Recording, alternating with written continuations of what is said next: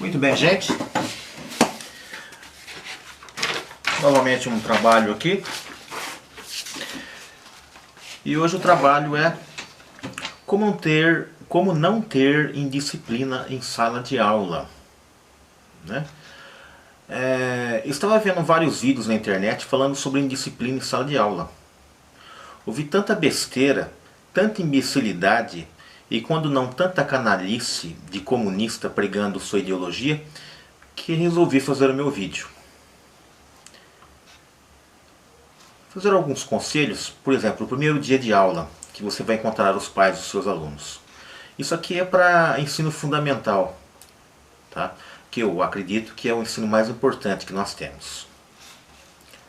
Primeiro dia, conversa com os pais.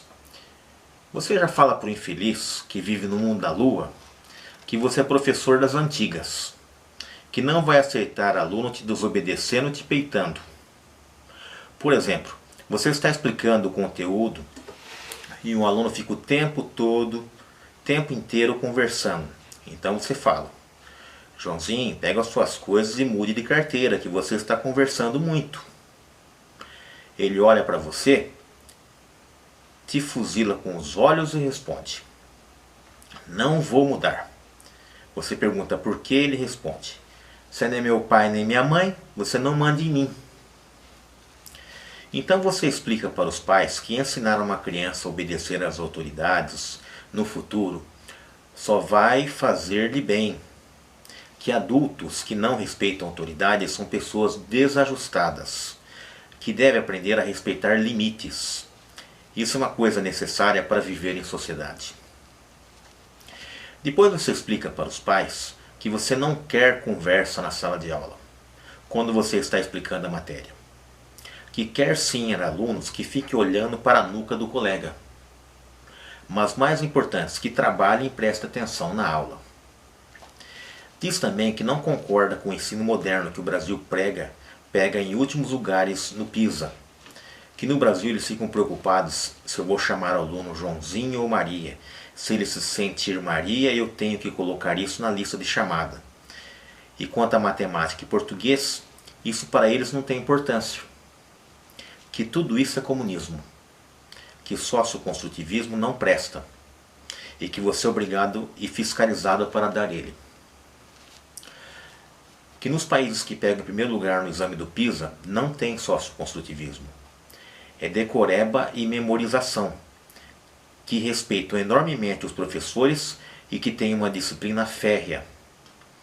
Trabalham muito e aprendem, e que para os pais ensinarem os alunos em casa.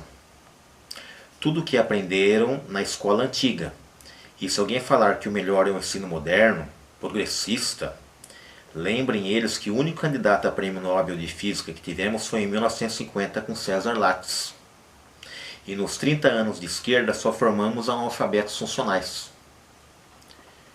No segundo dia, já com os alunos, faça com eles as regras da classe. Eles ditam e você copia no quadro negro. Dê alguma sugestão, copie em um papel pardo e afixe na classe. Eu particularmente sou contra, mas sou obrigado a dar isso devido a toda a política e tudo que acontece na educação. Muitas vezes você tem que dançar conforme a música também, né? Mas de qualquer maneira é alguma coisa que dá certo, porque até quando você vai no fórum, os acordos funcionam, né?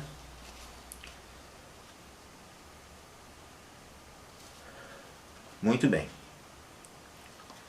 Você deve ter alguns conhecimentos.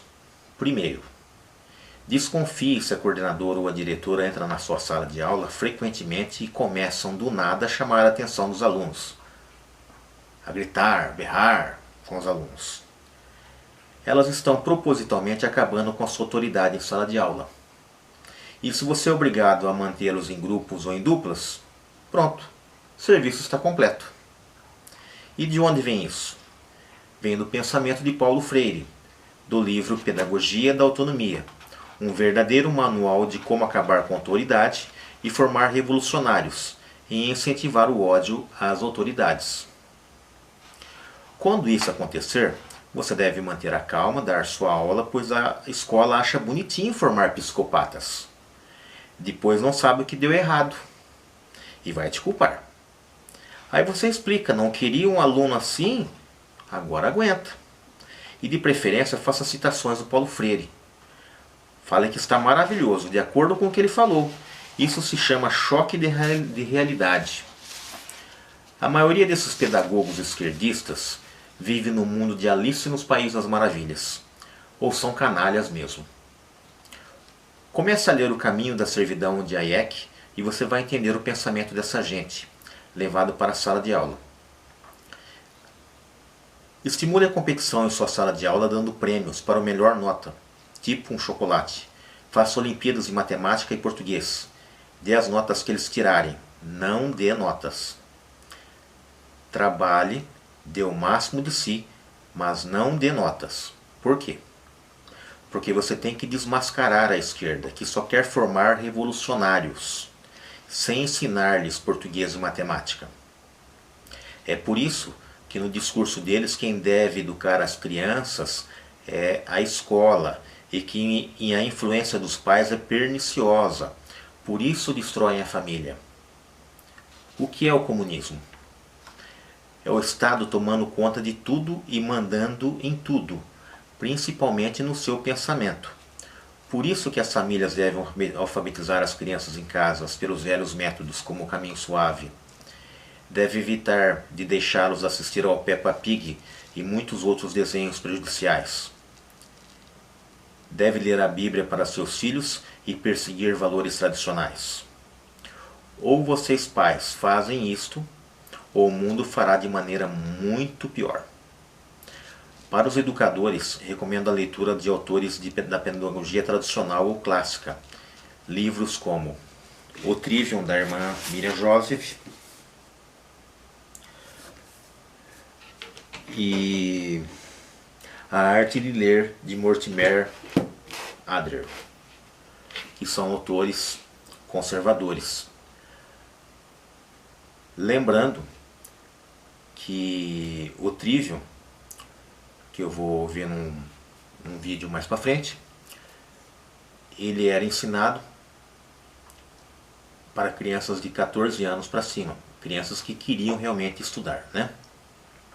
E era ensinado a lógica, a gramática e a retórica, que essas eram as 3 matérias iniciais que eram ensinadas para a criança.